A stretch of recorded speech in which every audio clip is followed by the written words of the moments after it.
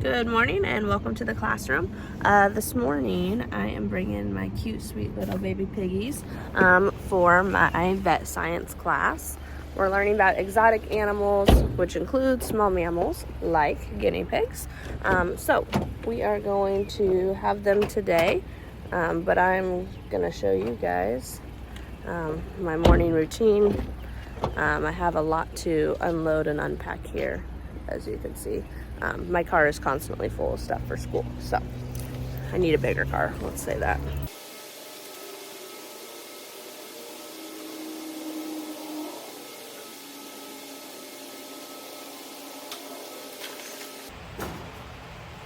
Alright, these are all items donated. Oh my goodness.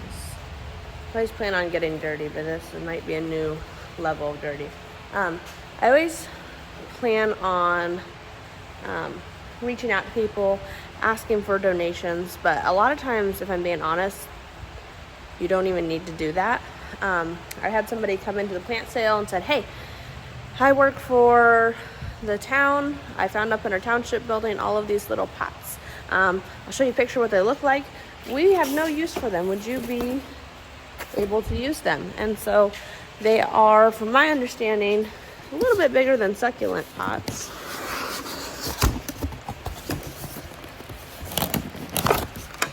Well, guys, and now I have a gigantic box of these, and the holders for them, and really I don't even know what's in this one.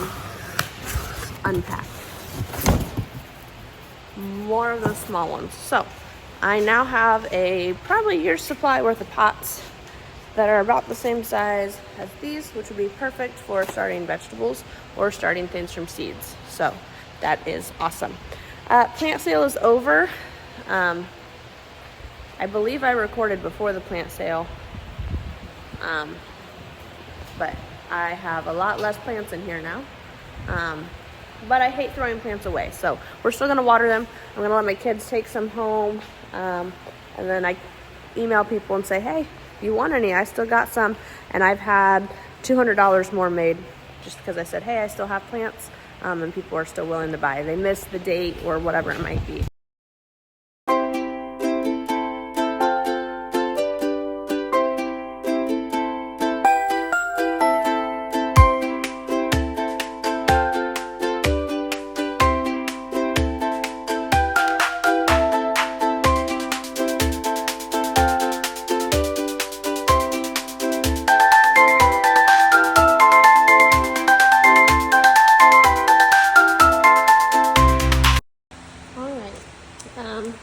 Couple new things. Did you know you could grow corn in the greenhouse?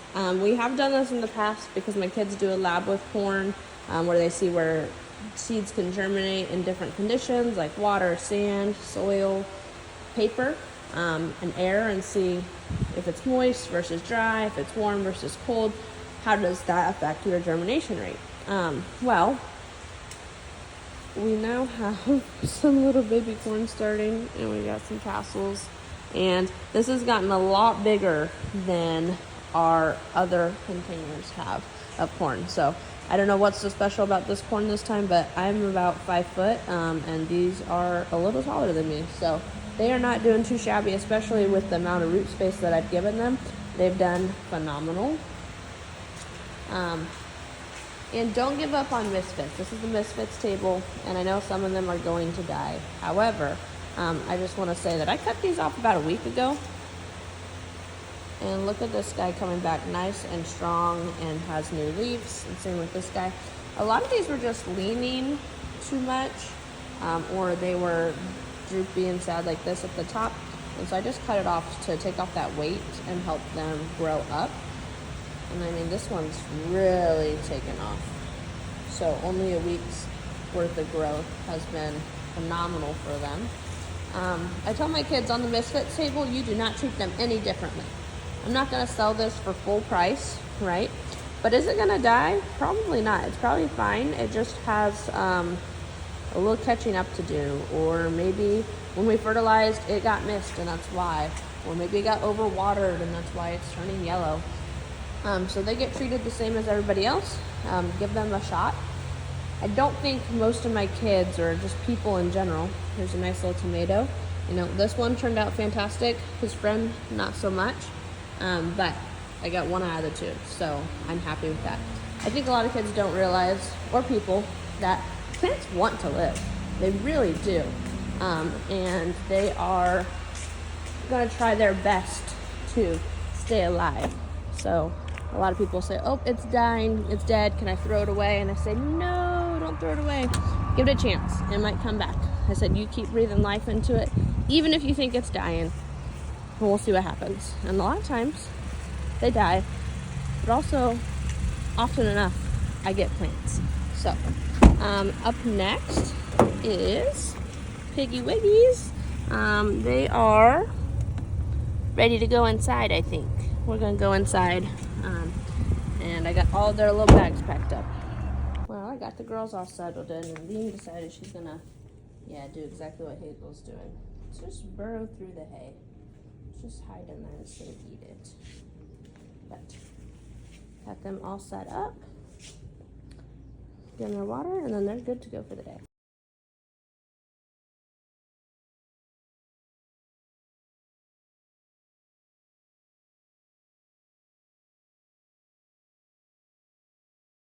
Well, I just came out to the garden, and some things are doing great, and some things are doing, So these are some flowers I had the girls plant. I don't know what they are. They didn't get labeled, but we will find out.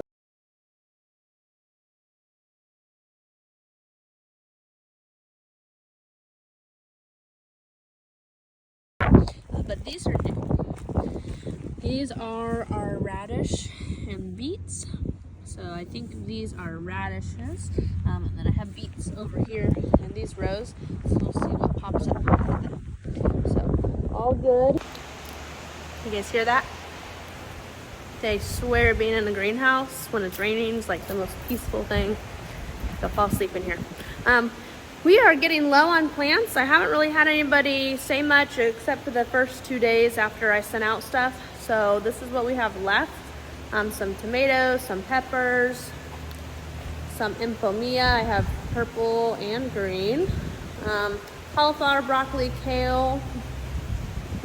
Decent amount of geraniums. Next year I'm not gonna buy as many. I did get a lot this year. So, some more peppers, some basil, some Spidey guys, which honestly, I really, really love these. They're great for separation and division. They're great little gifts. They can be indoor, outdoor, so I'm okay having extras of these.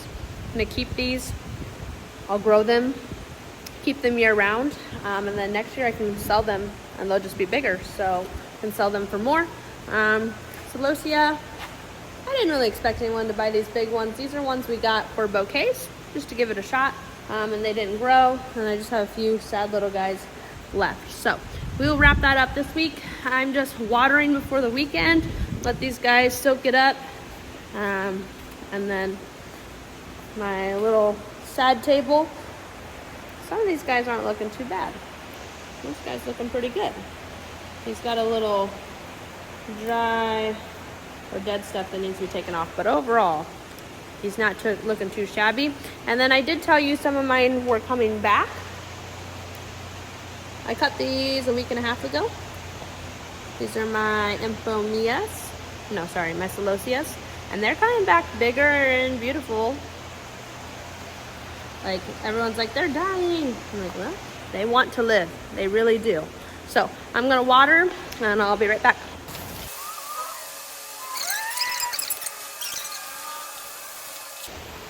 Tip number 1 for today, water your soil. I've been told if it dries out, it has a wetting agent, but if it dries out, it won't come back. So we just opened this bale. I don't want it to go mossy or get a bunch of algae in it, but I also don't want it to dry out. Same way with my soil here in a tote. It's easy to get dried out, so maybe once a week I moisten it a bit just to keep it usable, so that it doesn't dry out and that wetting agent doesn't go to waste. Second tip for today, Always, always, always sweep your soil. Take it, put it somewhere. I don't care if you sweep it outside, you sweep it into the trash, or sometimes we do put some of ours down the drain, like in this case. Got some wet soil here. I'm going to use the hose to spray into the drain. We have learned that any soil or organic matter on the floor that gets wet will turn into algae, and then you have a gross, slippery, dangerous floor. So to avoid that, try to get as much of that out of the way. So what I'm gonna do is spray the floor down real quick. All right, she's not perfect. She's a lot better than she was. Went straight down the drain. With that, always try to sweep it when it's dry. That's always your best option. But once it's wet, that's when we get some issues. So if it's already wet, it's gonna be a pain to sweep.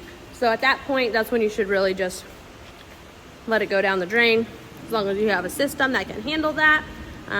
Our system has done fine with that. It's usually small enough. We sweep what's dry, that the small bit of wet isn't gonna hurt anything, as long as it's not a large amount at once. So always try to keep it dry, sweep it up that way, but if it comes to it and it's already wet, just get it off the floor best you can. All right, last tip for the day. When you have plants, it's best to, in my opinion, put them closer together when they're in the greenhouse. Little spacing is going to allow for some of that water and moisture to stay trapped, because they're kind of shading themselves or shading each other. I noticed that with my celosia, my coleus, when they're closer together, they tend to hold their moisture better.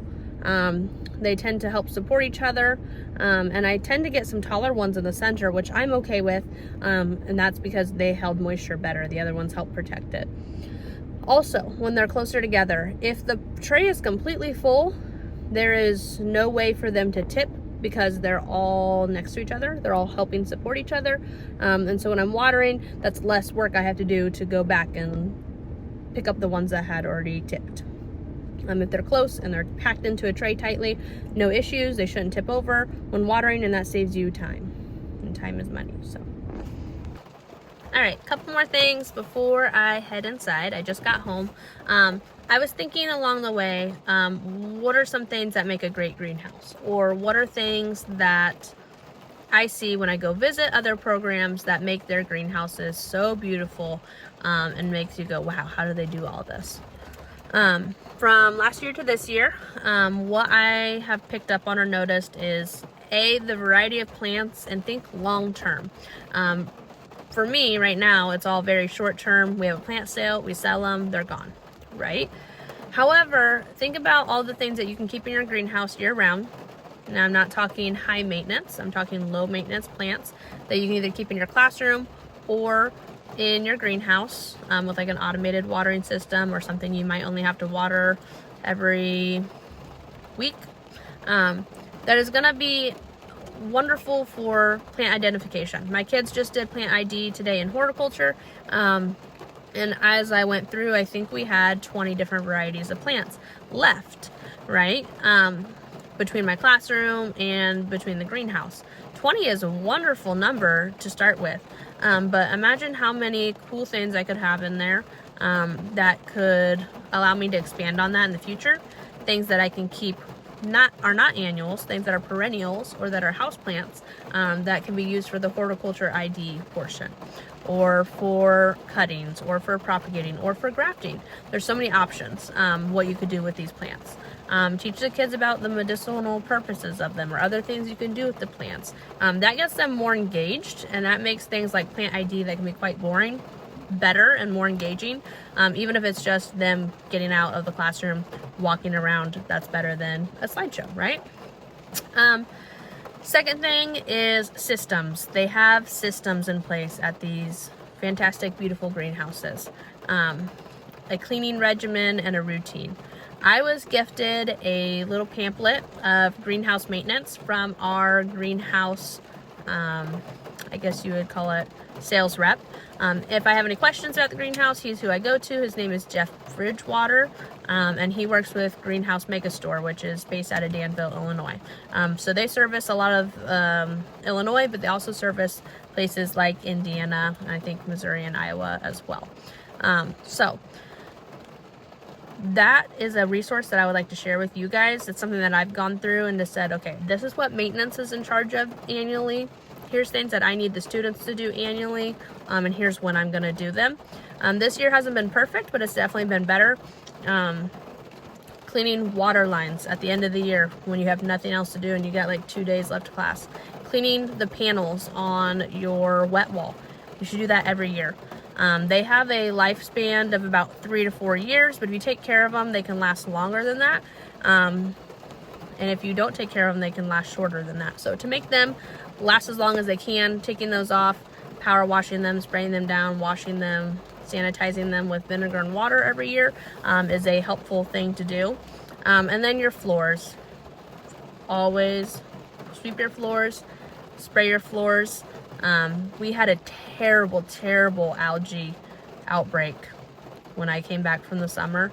The floor was disgusting. I'll have pictures I'll put in here in a minute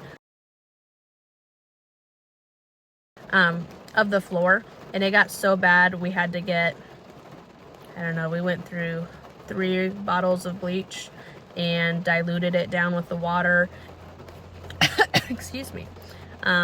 Soaked the floor, scrubbed the floor, sprayed the floor, moved all the tables, and it took the kids a week to do that. And I have 12 kids, and they were not slacking off. It was a lot of work, moving, sweeping, spraying, soaking, scrubbing. There's lots to do. So definitely keep up on that, like I said, with the spraying any wet soil, and then also just keeping it swept as much as possible. And then the next trick to kind of help eliminate soil on the floor in the first place is that tub that I had in the greenhouse. Find a central location where you can have all the soil transported and put in cups and all of that. That's going to cut down on how much soil gets spread throughout the greenhouse. And the second thing is put trays under your plants, because oftentimes when we water, especially after they've been freshly planted, a lot of that little pieces of soil will kind of come down the bottom and they'll be underneath the table. So putting a tray under there will help catch some of that. And keeping those trays full will help them from falling over and tipping soil on the floor as well. So that's all I had for today. Thank you for everyone who watched my first video. That's really exciting for me. And I guess stay tuned for what's to come.